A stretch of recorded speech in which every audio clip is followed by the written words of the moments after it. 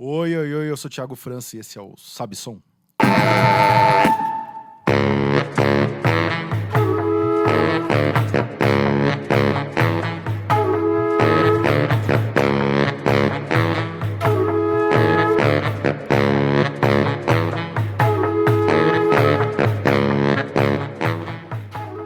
Sabe Som, podcast quinzenal totalmente dedicado a falar de música. Produzido em parceria com o estúdio Ori Music Lab e a distribuidora Trattori. Além de ouvir no seu player preferido, você pode também ouvir o podcast no YouTube e na rádio online Dublab Brasil, também quinzenalmente às segundas-feiras. Episódio número 8.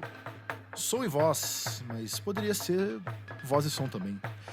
Essa ideia nasceu de um papo com o mano Lucas Santana, que está aqui comigo hoje para falar disso. O Lucas, que na minha percepção é um artista muito ligado ao som, às questões da sonoridade.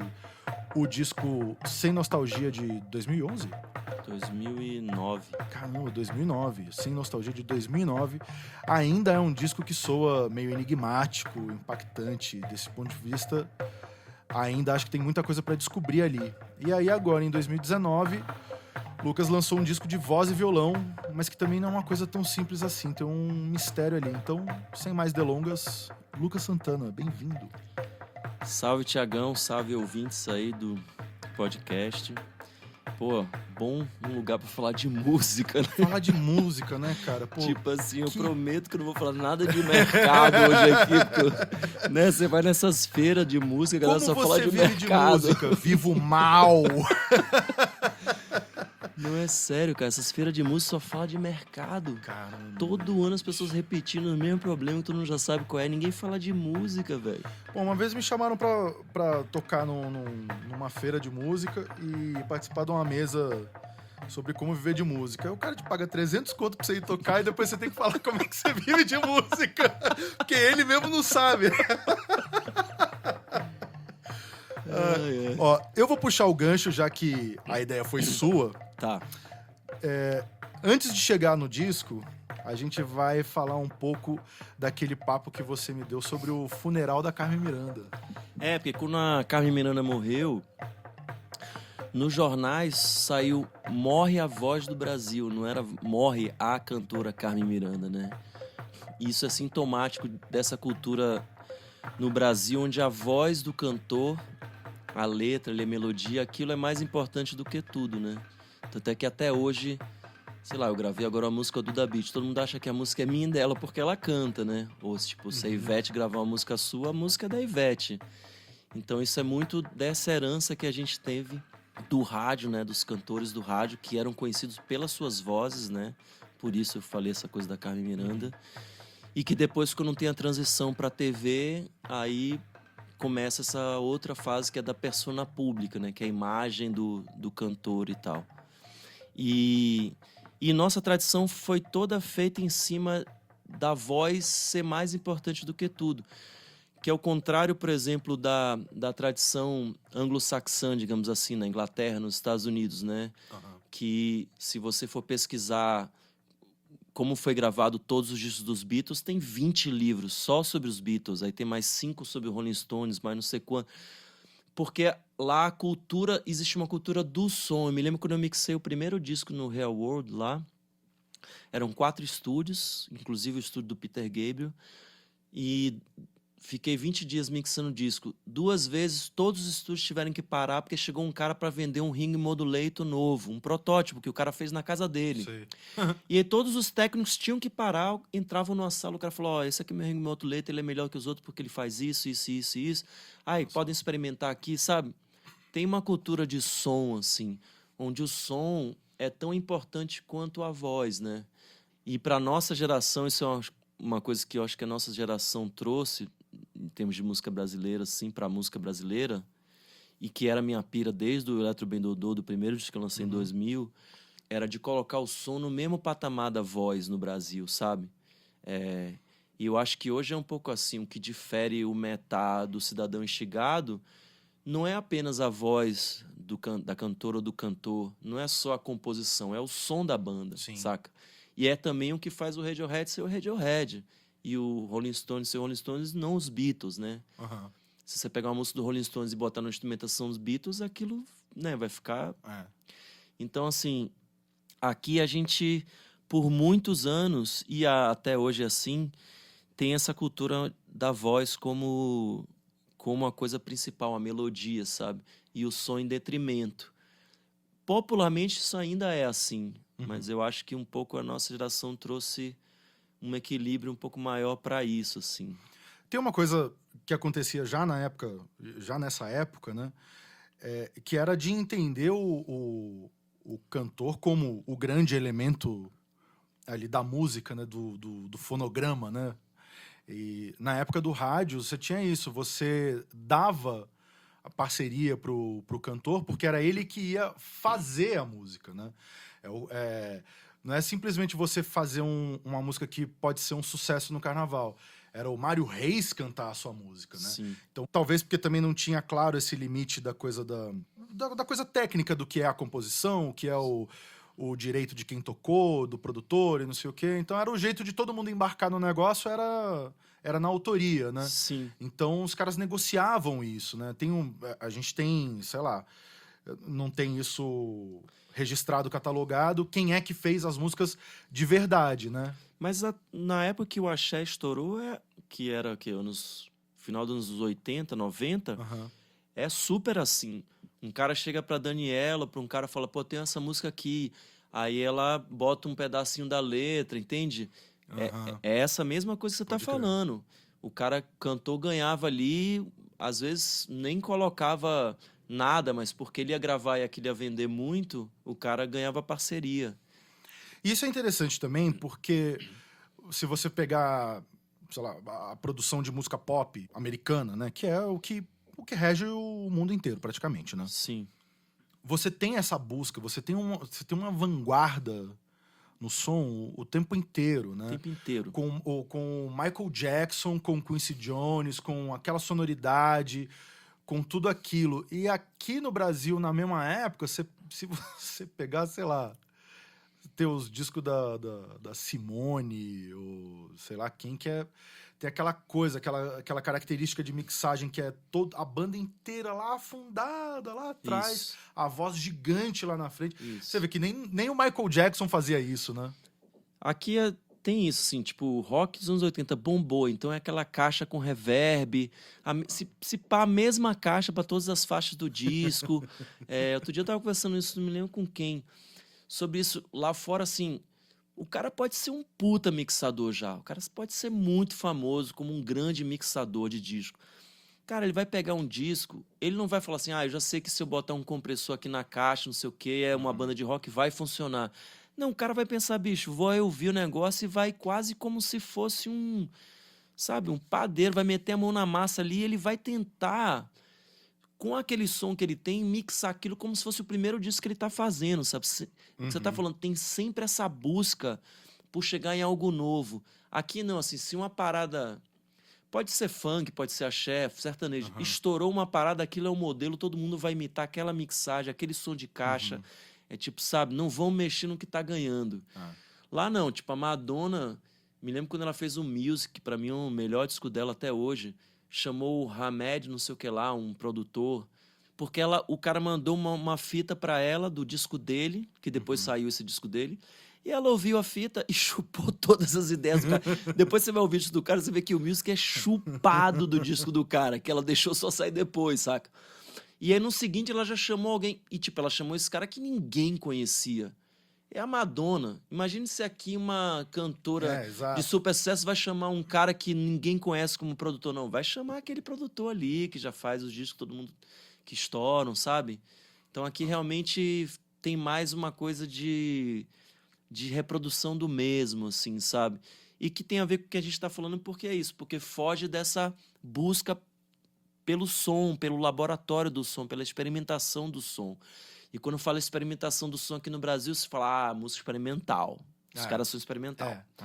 E lá fora não, é isso que eu tô falando. A Madonna, a mulher já vende milhões. A Bjork já vende milhões, já é super conhecida.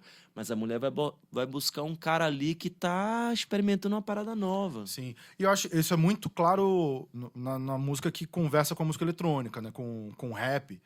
Você vê, os caras têm uma coisa de inovação, de sonoridade o tempo inteiro, né? Eu lembro, cara, quando eu nem era um assunto muito na minha cabeça, assim. Mas eu lembro, sei lá, 2002, talvez, 2002 ou 2003, quando saiu o Drop It Like It's Hot do Snoopy. Cara, eu fiquei, não é possível, cara. Eu falei assim, não é possível que isso esteja acontecendo agora, cara. Fazer aquela coisa vazia e barulhinho. Cara, eu achei um negócio muito surpreendente, né? Então tem a coisa de você...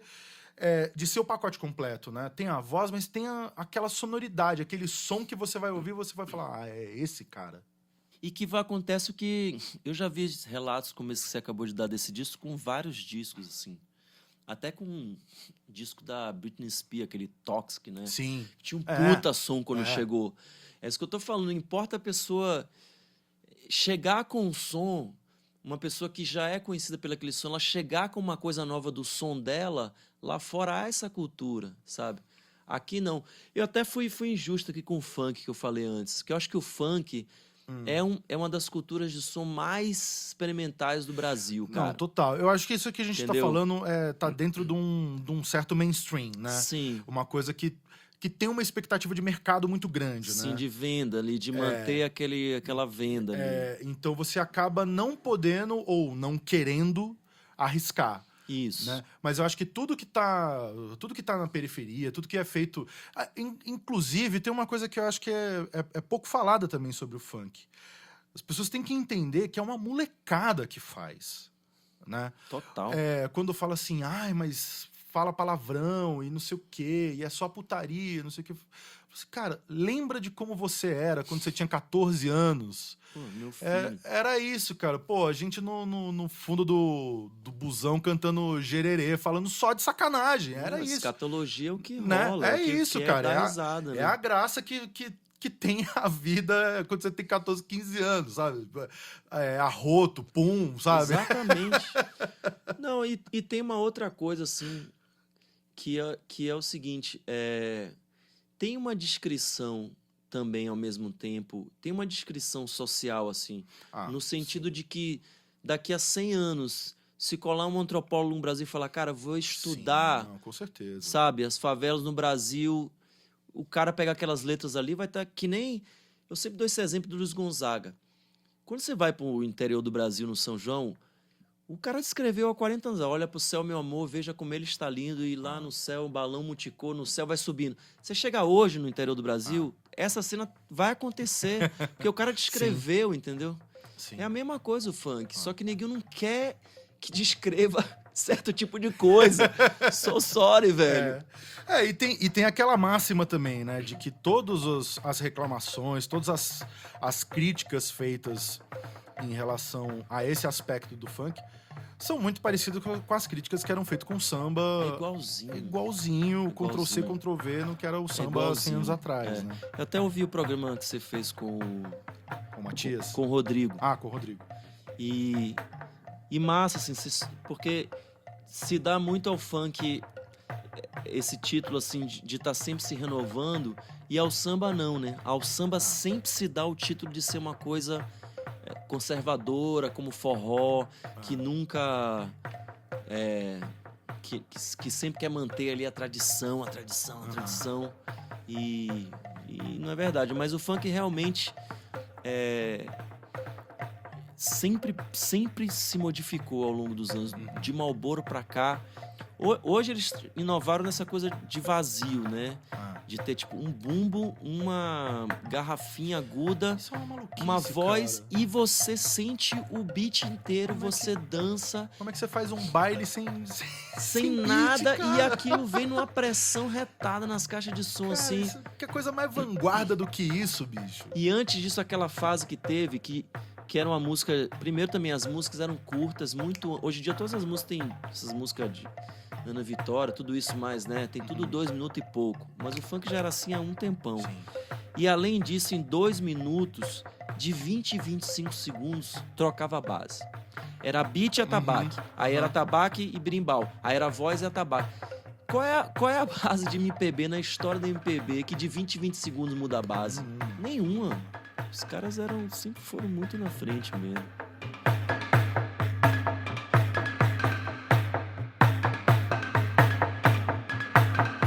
Agora aquela hora que vem um atabaquezinho, né? Aí eu gostei daquilo. Vai parando de... Quando não entra, você fala, aí o cara vai parar de falar.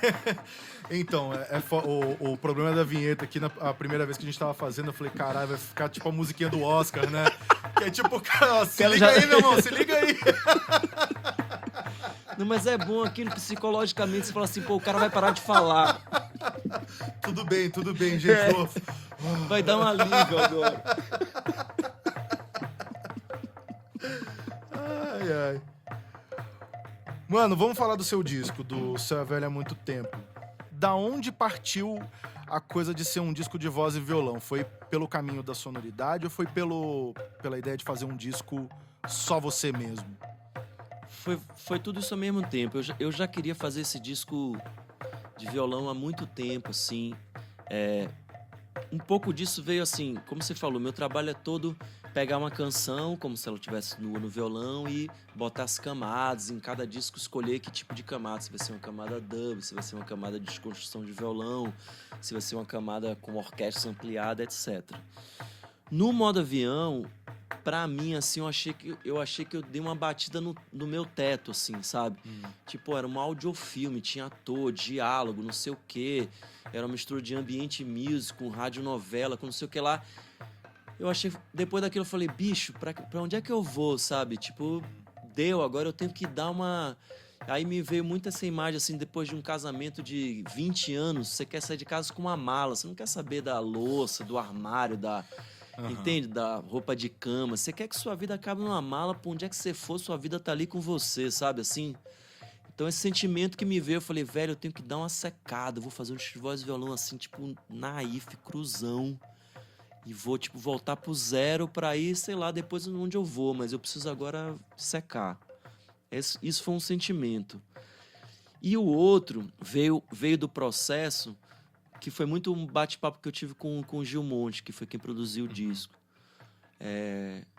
Que também, assim, eu sei produzir meu disco pelo contrário, tinha menos coisa, mas eu falei, velho, eu quero só cantar e tocar, não quero ficar, sabe? Quero delegar o resto a outra pessoa de fora mesmo. Então, bati muito esse papo com ele e a gente chegou nessa coisa, assim, de... Vamos colocar uns reverb, uns delay... mas sem ser um negócio exagerado, tipo dub, não sei o que lá. Vamos colocar aquilo quase como se fosse um arranjo de cordas, uma nota longa, sabe? Um negócio que nem máquina de lavar que tá em casa rolando, e quando desliga você fala, opa, tinha um negócio aqui que saiu. Tipo isso assim, aí a gente fez isso assim na voz, então a gente tentou ganhar uma gordura ali. Então, por exemplo, tem um reverb que entra na parte A, quando vai para a parte B no violão, muda o reverb. Ninguém vai ouvir isso, só a gente que sabe. Mas aquilo causa sensações, isso. A sensação tem. Ela tá ali. E tendo a ver com esse papo do programa, foi a primeira vez que eu quis fazer um disco onde a palavra, não a voz, mas a palavra era mais importante do que o resto. Foi a primeira vez. Então, para mim... pessoalmente, assim, é uma mudança de página, sabe? Porque é isso, minha vida inteira foi para provar que o som era tão importante quanto a voz. Esse disco, por conta do que eu queria falar, eu entendi que era um disco da palavra, assim, que pela primeira vez o som não era a coisa mais importante, mesmo tendo esse cuidado todo com o som e tal, mas é um disco da palavra, assim. Agora, tira uma curiosidade. Em que época foram compostas as músicas? Teve alguma coisa antes de 2018? Não, né? Teve, cara. Teve, porque assim, eu comecei a compor as músicas, algumas músicas, como por exemplo, Meu Primeiro Amor, já existiam. E eram canções mais de afeto, assim, que são mais pro final do disco, bem maior. Só que eu falei, pô, velho, não tem nada a ver eu lançar um disco com essas músicas, sabe? de afeto, românticos, mais existenciais, assim, não... E aí veio obviamente, as eleições, né? E esse pesadelo que já faz quase um ano. E aí, todas as músicas do começo do disco realmente vieram pós-eleição.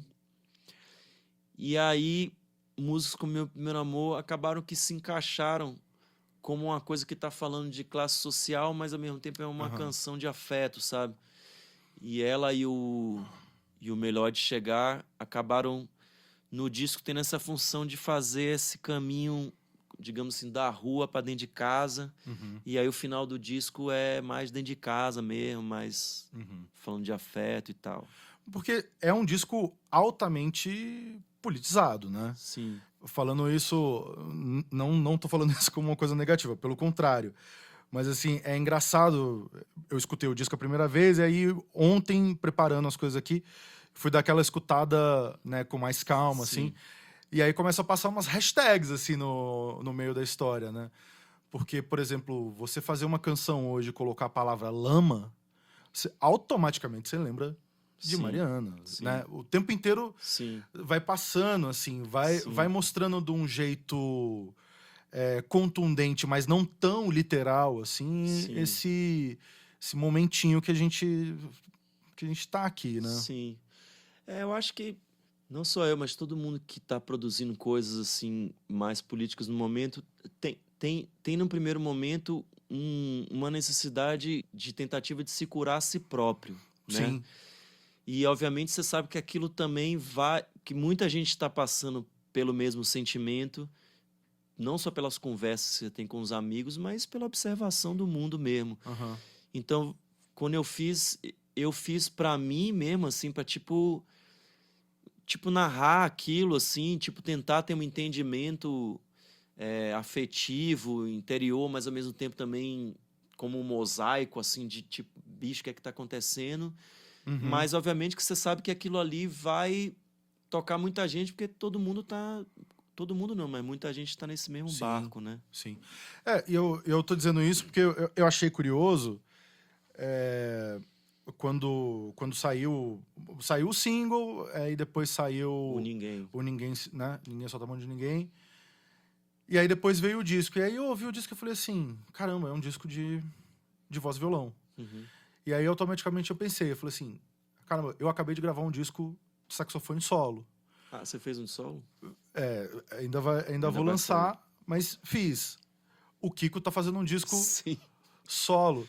Eu acho que assim, esse caos todo, a gente precisou cada um se reconectar com si mesmo, né? Certeza. De repente parecia que tava tudo difícil, assim, tanto de um lado, desse lado espiritual, né, da coisa interna de cada um, e do sentido prático também, porque até as agendas tão difíceis de bater, tá cada um, né, meio desconectado. Sim. Foi por aí, então, né, porque eu fiquei pensando muito nisso, e a gente se encontrou ali em momentos cruciais antes no pré-segundo turno, né, da eleição, preocupados, né? Não. E super ingênuos, todo mundo da esquerda ingênuo em relação a esse projeto de algoritmo que está dominando as democracias, assim. A gente não vira voto na rua, né? Um negócio antigo. A gente com a carroça e os caras com adesivinho, cara. A gente com a carrocinha e os caras com bilhões de dólares em disparo de massa, uma arquitetura de algoritmo. Bicho. Uma bigorna caindo na cabeça de cada um. Nossa, né? cara, foi um momento muito ingênuo mesmo. Mas em relação a isso que você tá falando, no caso do disco, pelo que ele fala, o voz e violão também teve um sentido que eu pensei assim, eu fiz o modo avião, eu já tô nessa onda de me recolher, que talvez uma hora eu saia disso, não sei. Também tô ficando mais velho, sabe? Então, tô mais nesse lugar mais recolhido do que uma coisa pra fora, assim, E tanto é que, pô, tinha montado um show com uma banda, pô, Dudinha no baixo, Rafa na guitarra. Os caras montei um show, pô, Xuxa produziu o show. Fiz 2 shows, falei, velho, não tô a fim de animar ninguém, não tô nesse momento da minha vida, vou ser honesto. Parei de fazer. tinha investido maior grana nesse show. Então já estava nesse processo. E aí, com as músicas, eu pensei assim, eu falei, velho, a gente tá com um problema muito sério de audição. Isso aí, aliás, é uma pauta para um programa inteiro. Nossa Senhora. Socialmente, a gente está com problema de audição, não só de ouvir música, mas de ouvir as pessoas, né? Até que o disco fala, quem aí quer falar, levanta a mão, e quem quer escutar, né? Porque todo mundo só quer falar. Então eu falei assim, velho, eu chegar com essas músicas na porrada, querendo disputar espaço, eu acho que não é isso. Eu acho que eu vou chegar falando baixinho, voz e violão. Quem quiser escutar... Porque é aquilo, quando uma pessoa fala baixo com você, você tem que fazer esforço para escutar. Sim, se você grita, a pessoa já fala, sim, não quero nem conversar, não é isso? Cara, aliás, isso é uma ciência, isso espetacular, deve ter lá nos provérbios chineses, né? Cara, isso é espetacular. Eu particularmente, eu tenho problema com volume, assim. Eu não gosto de volume muito alto. Muitas vezes eu sou voto vencido, mas eu não gosto de volume alto. Porque o que me interessa é justamente isso. Eu já passei por situações de estar num show, assim, tava no Village Vanguard, cara. Fui ver o Barry Harris, pianista e tal. Tocou com o Louis Armstrong, tocou com a Ella Fitzgerald e tal. E os caras tocando acústico no palco. Eu tenho a lembrança física desse movimento. A hora que começou, tava muito baixo. E começou e eu fiquei puto. Eu falei, cara, não é possível. Eu vim aqui, vou ver esse cara, eu não vou ouvir. E aí, automaticamente, eu inclinei pra frente. E, cara, na segunda música, eu tava lá dentro e... Cara, você entra na viagem, Total. Né? Quando o som tá alto, Total. Você faz o contrário, né? Aliás, inclusive, vou aproveitar esse parênteses aqui... Se alguém não entendeu ainda, por exemplo, a charanga tem isso. Eu não quero que as pessoas escutem a 1,5 km de distância. Eu quero que as pessoas fiquem coladinhas ali. Quem quer ouvir, quer ouvir vai ficar ali. Quem não quiser ouvir, vai sair fora, vai ficar mais longe ali. É o mesmo pensamento, cara. É isso aí. É isso. Quer ouvir, velho? Cola aqui, ouve, escuta a mensagem, sabe? Sem gritaria, sem... Já tá muita cacofonia social, sabe? Exatamente.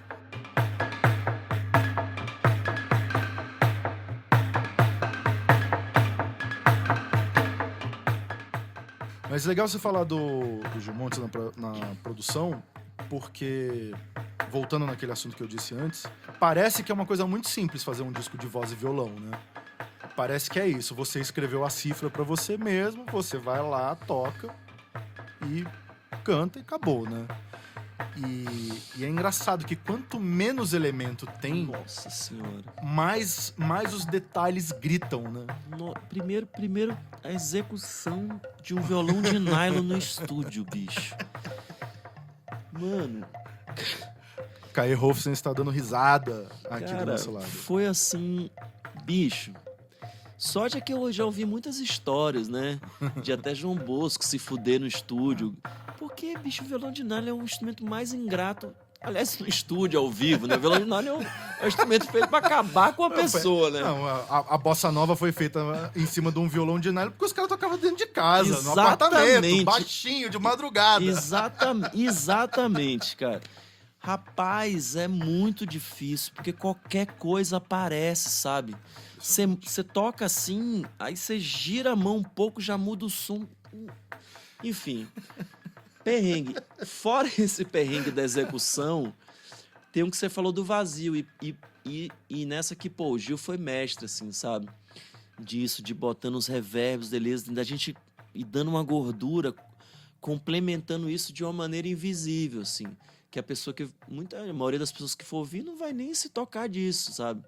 Só quem realmente curte som, que vai botar um fone, que vai começar a sacar essas ambiências, assim. Não, isso é muito massa. Eu acho que o mais legal de tudo, né? Que às vezes quando fala assim, é voz e violão, automaticamente fica parecendo assim, pô, mas que preguiça, né? Achando que é um negócio simples. E você fazer uma coisa que é inteira só com isso é muito difícil. Não, e você falou isso quando você falou assim, não, viu a primeira música na música, depois eu falei, porra, é um disco de voz e violão. Quando eu tava gravando, eu encontrava nossos brother, E aí, como eu sempre fiz, assim, um disco de desconstrução do violão, um disco de dub, um disco de não sei o quê, a galera já vinha assim, modo avião, audiofilme, e aí, qual vai ser a onda agora? Eu falei, não, disco voz e violão, a galera, voz e violão. E aí eu comecei a ficar noiado, velho. Eu falava assim, caralho, velho, será que voz e violão já era? Eu comecei a ter essas noias. Eu conversava com o Gil também. Falei, porra, Gil, será que essa parada é anacrônica, velho? Porra, vai tocar em barzinho. Caralho, meu irmão. Era Pedir hilário. banco alto no Raider. É. Ela falava voz e violão, a galera, voz e violão. Coisa mais anticlimática do mundo, cara. Total, velho. Depois, quando eu soube até que a gente fez aquele almoço lá na casa do Kiko, que ele me falou que era do voz e violão dele, eu falei, porra, que massa, velho. Pelo menos um brother aí na mesma que eu. Mas, cara, inclusive um spoiler de um episódio do futuro, a gente fez uma comparação entre o seu disco e o disco da Alessandra Leão, o Macumbas e Catimbós, que é isso. Aspas voadora de que tá faltando elementos e, ao mesmo tempo, você conseguir chegar numa solução onde aquilo se basta, né? Sim. O seu disco não, é voz e violão, o da Alessandra é voz e percussão, e nada falta ali, né? Não. Isso eu acho... Isso é um desafio que eu peguei pra mim também, de fazer um disco de saxofone solo. E é legal também a saída de não ser o caminho do virtuosismo, né? Sim, sim, é você buscar... Eu fiz uma turnê na França agora, do lançamento do disco. E aí eu encontrei o João Cavalcante, filho do Lenine. Ele fez um show lá também, ele e o Yamandu. Massa pra caramba. Aí depois a gente saiu pra jantar. E aí conversando também sobre essa coisa de ser voz e violão, a gente falando sobre isso e tal. Eu falei pra ele, rapaz, pra mim é uma vitória, porque assim, antes de fazer esse de voz e violão, há uns 2 anos que de vez em quando eu fazia um show de voz e violão. Pintava ali, não dava pra levar banda. E mais pro final eu realmente não queria tocar com banda, então comecei a gostar mesmo de fazer um show de violão. Mas no começo, eu saía deprimido do show de voz e violão. Eu voltava pra casa assim, bicho, me achando um impostor. Eu falava, velho, como é que você tem cara de pau de fazer um... Capaz, tome vergonha. Juro, era assim. Dentro da minha cabeça o diabinho era assim, rapaz, tome vergonha, rapaz. Como é que você sai de casa pra fazer um show de voz e violão? Não tem vergonha, não? Você passou sua vida inteira vendo show de Gil, Caetano, João Bosco, João Gilberto. Como é que você acha que você pode ir lá e fazer um show de voz e violão? Eu tinha isso, cara. Não, levei pra minha terapia. Foram muito, juro por Deus. Não, eu imagino. Foram muitas sessões de terapia pra eu poder subir num palco de voz e violão e falar assim, não, velho, isso aqui sou eu, é o meu jeito, sabe? Sim. Eu contei isso pro João Cavalcante. Aí o João falou assim, rapaz, o pai dele é o Lenine, né, bicho? O cara, pô, aqui tem uma escola de violão que o cara criou, que um monte de gente imita. Ele falou, velho, meu pai teve o mesmo problema que você. Só vai fazer... Pela primeira vez o Lenine vai fazer uma turnê de voz e violão agora, em 2020. Caramba. Porque ele tinha esse mesmo problema. Ou seja, ainda tem essa questão dos antepassados, né? Que vira uma nóia na sua cabeça, assim. Porque existe, parece, uma espécie de ministério do violão brasileiro, né? Pô, total. E com razão, porque realmente, pô, você vê um Gil ao vivo, voz e violão, é o melhor show que eu vi na vida dele. É um negócio ali, o João Gilberto. É uns caras que tem isso que a gente tá falando aqui. Os caras sozinhos conseguem preencher tudo. Sim. Você vai, mesmo o Caetano, que não é um virtuoso do violão, você vai no show dele voz e violão, ele se vira ali e faz aquilo ali ser um todo. Você não sente falta de nada, entendeu? E aí, se for falar, então, de Baden, Nossa, não, aí... Toninho Horta, e aí mais Yamandu, voltar, e Garoto, tudo. É uma loucura, né? Loucura. E o João Bosco também, aí já desses caras mais, né, como a gente tá falando, mais virtuosos mesmo. Mas então, aí tem uma coisa que me chamou a atenção e que eu achei muito legal, que geralmente... Eu acho que tem muita coisa da mão direita, né? Sim. Do swing ali, sei lá. Eu já vi uns 2, 3 shows do João Bosco de voz e violão e tal. Mas tem essa coisa, a coisa do virtuosismo da mão direita, das levadas e tal. E no seu caso, eu achei legal que foi pra mão esquerda e tem uma composição de harmonia mesmo, né? De como os acordes vão se encadeando ali. Eu achei muito interessante isso, assim. Tem algumas harmonas ali bem que elas saltam, né? Elas Sim. parece que tem esse terceiro elemento, né? Sim. A voz, o violão e a harmonia, né? Sim. E também esse gosto, assim, pô, sei lá, uma hora pintou um cara James Blake, entendeu? Um cara que, Aham. às vezes, só o piano do cara é isso, tinha um monte de reverb ali e não tem muita coisa. Se a gente for um pouco pra trás, Bill Evans, ouvi muito Aham. aquele piano Sim. solo. Ali é Pra 3 caramba. notinhas suando, deixando as frequências suarem. Então, tipo, já venho dessa formação de som também. Então, pra mim, também dar um acorde e suar aquilo no espaço é tão massa quanto ter um negócio de mão direita ativo, sabe? É um virtuosismo que tá E- ali também só pra ocupar um espaço. E o que né? eu falo assim, como você vai gravar um disco, ali vai estar o seu jeito de tocar o Sim, saxofone. exatamente. Se for um outro brother que vai fazer um disco de sax solo, vai só de outro jeito, porque é o jeito do cara, é o approach dele com o próprio instrumento, é a alma dele ali, sabe? Se você pegar, por exemplo, a Josiara aqui, pô, sou fãzaço, toca pra caralho violão, velho. Show dela de violão solo é incrível e ela tem essa mão direita e a mão Sim. esquerda e canta pra caramba. Ou seja, ela é dessa tradição que a gente tá falando de João Bosco, de Gil, ela tem essa tradição do violão. Sim, total. Porque total. é dela, entende? Então cada um ali, quando vai fazer seu lance solo, é manifestar o seu eu mesmo, né? Essa é a hora pra você manifestar o seu eu mesmo.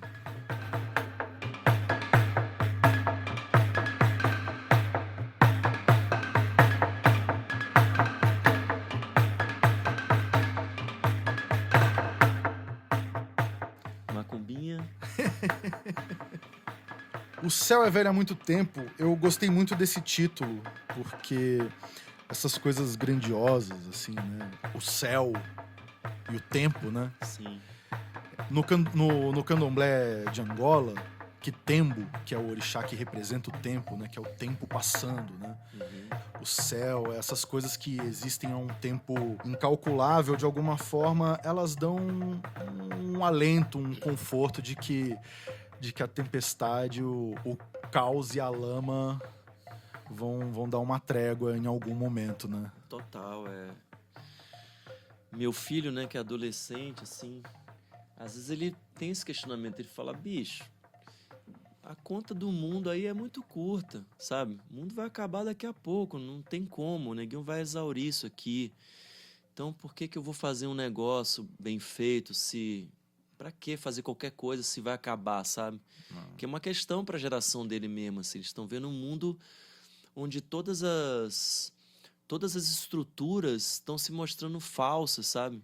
Todos os códigos, tudo desmoronando, assim. Então, e essa conta, né, esse tic-tac do planeta Terra sendo exaurido. Então, o cara fala, bicho, pra que eu vou fazer algum movimento aqui, né?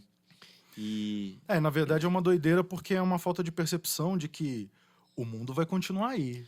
A bolinha de pedra rodando em torno do sol, ela vai continuar aí. Talvez a gente não A esteja gente aqui. não vai... Que é um alívio que eu botei no Brasil Patriota lá, que a natureza se rebele, selvagem, cubra a terra, tome tudo de volta. Pra mim, essa imagem é um alívio. Se uma hora vir aqui um tsunami e tirar a gente daqui e só ficar a natureza de novo, pra mim é massa, é um fim muito bom. Porque realmente a gente não tá fazendo coisas muito legais. Tem um pouco de justiça poética aí Tem nessa... total, assim, sabe? Voltar pra quem eram os donos, que, né? Então, a gente perde a noção de que já foi tudo lava, já foi tudo gelo, já foi Tudo floresta. tudo floresta, já foi tudo deserto e não sei o quê. A bolinha Sim, tá rodando, bicho. sim. A bolinha tá aqui, ó. E como você falou, né? Até hoje, assim, a gente tá em casa, cai um toró, todo mundo vai pra janela olhar, né? Aparecer um arco-íris, todo mundo vai. Um pôr do sol na praia, todo mundo vai. Você passa 80 anos da sua vida parando pra ver um pôr do sol. Por quê? Porque aquilo é a manifestação do divino. É o que você tá falando. Aquilo é a manifestação de uma entidade chamada tempo, que há 300 anos atrás as pessoas paravam pra ver o pôr do sol. Igual você para hoje, daqui a 300 vão parar também. Porque aquilo é uma coisa maior que você, que te dá a dimensão que você é um nada aqui nessa passagem, sabe? E que aquilo ali tá se manifestando há milhares de anos. E isso dá um certo conforto, dizer, não, bicho, realmente tudo é cíclico, sabe? Outro dia uma amiga falou assim, o grande lance, o grande exercício, eu acho que no momento que a gente está vivendo é se voltar para si no sentido de respirar, porque a gente não sabe quanto tempo isso vai durar. E como tá muito difícil em tão pouco tempo, é essa preparação interna de cada um, porque a gente não sabe, talvez sejam 20 anos, então a gente tem que se preparar para uma coisa a longo prazo, que vai passar, vai. Mas a grande... Vai passar. Vai passar. Mas é isso, em caso de despressurização da cabine, vista primeiro a máscara de oxigênio antes de ajudar o outro. É isso aí.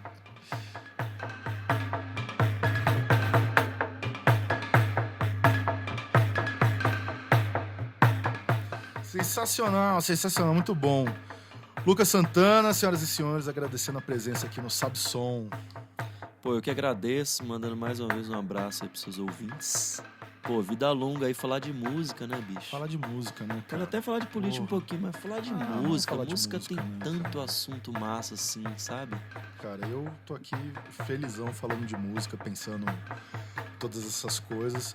E assim, a parte chata é a gente ter que explicar que isso é legal. Mas que é legal, é. Não, é legal, a galera tá aí ouvindo, tá massa.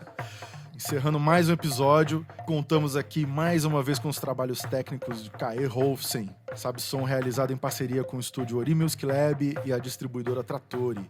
E agora também na grade de programação da Rádio Online Dub Lab Brasil. No Instagram você pode seguir o perfil do podcast e ficar sabendo mais sobre os assuntos que rolam por aqui. No seu player preferido, na descrição de cada episódio você encontra uma playlist feita colaborativamente pelos participantes do podcast. É isso aí. Valeu e bons sons.